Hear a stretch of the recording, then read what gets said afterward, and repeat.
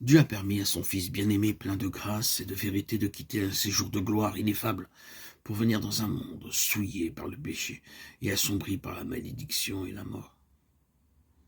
Il a consenti à le voir quitter le sein du Père et l'adoration des anges pour venir souffrir l'opprobre, les injures, l'humiliation, la haine et la mort. C'est pour nous racheter que Jésus a vécu, a souffert et mort. Il est devenu homme de douleur afin de nous faire participer à la joie éternelle. Le châtiment qui nous donne la paix est tombé sur lui. Et c'est par ses meurtrissures que nous sommes guéris.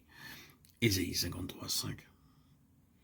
Contemplez-le au désert, en Gethsémanée, sur la croix, le Fils immaculé de Dieu, chargé du fardeau de nos péchés.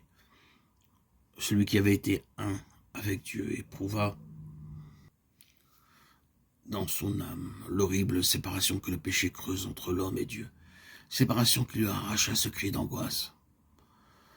Mon Dieu, pourquoi m'as-tu abandonné » Matthieu 27, 46. C'est le fardeau du péché, le sentiment de son énormité qui brisèrent le cœur du Fils de Dieu.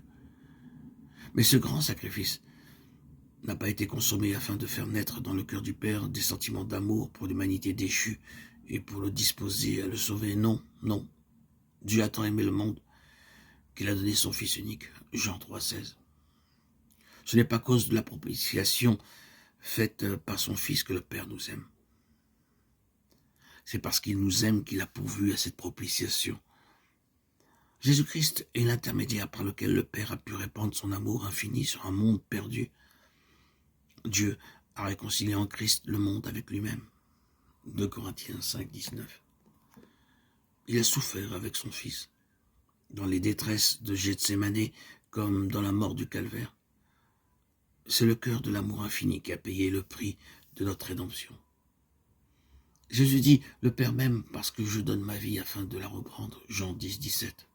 En d'autres termes, l'amour que mon Père vous porte est si grand qu'il m'affectionne davantage pour avoir consenti au sacrifice de ma vie afin de vous racheter.